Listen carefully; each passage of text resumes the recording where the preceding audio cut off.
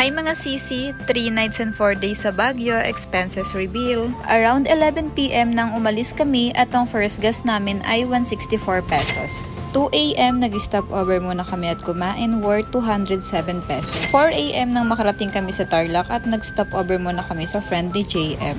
Kinabukasan ay naggas kami worth 180 pesos. Around 10 AM nang makarating kami sa Pangasinan, so almost 2 hours bago makarating kami sa Benguet Province. Dumaan kami sa Kenan Road, kaya naman ay nadaanan na rin namin ang Lion's Head at umistop na rin kami. So nagpark kami saglit at tumigil para mag-picture-picture na rin. Wala namang entrance dito pero magbabayad ka lang ng 20 pesos para sa parking fee. Nag-picture nga lang kami saglit at dumiretso na rin kami sa transient namin. 800 per night ang transient namin, total of 2,400 for 3 nights.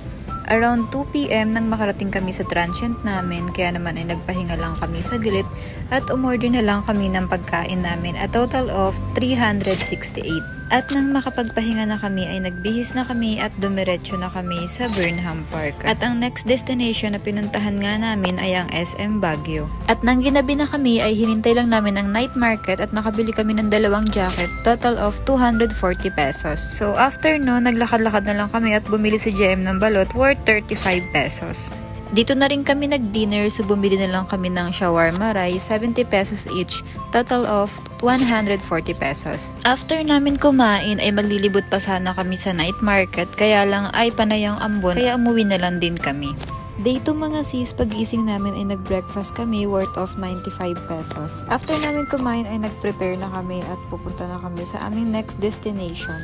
So, ang tourist spot na pinuntahan namin ay Lilikha.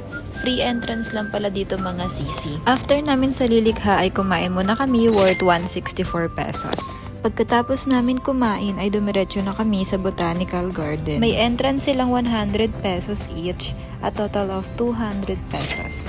After namin dito ay dumiretso na kami sa The Mansion at sa Wright Park. Dahil nga umuulan at paggabi na, ay dumiretso na kami sa Good Taste para mag-dinner. Ang total bill nga pala namin ay 715 pesos.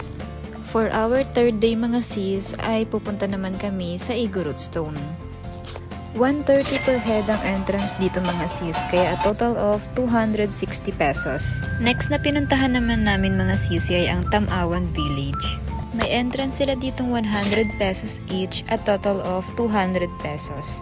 For third gas ay umabot ng 200 pesos. After namin magpagas ay dumiretso naman kami sa Strawberry Farm. Sadly to say mga sisi ko, wala masyadong strawberry kaya umalis din kami agad. Next destination is Belchurch. Dito ay may entrance silang 20 pesos per head at total of 40 pesos. Last but not the least ay ang Mirador Heritage. For the entrance mga sis ay 100 pesos per head at total of 200 pesos. So eto yung last na tourist spot na napuntahan namin dahil panay ang ulan. For our last day mga sis ay nag-breakfast muna kami at pupunta kami sa palengke para mamili ng mga iba pang pasalubong. Almost 3,565 ang pasalubong na napamili namin.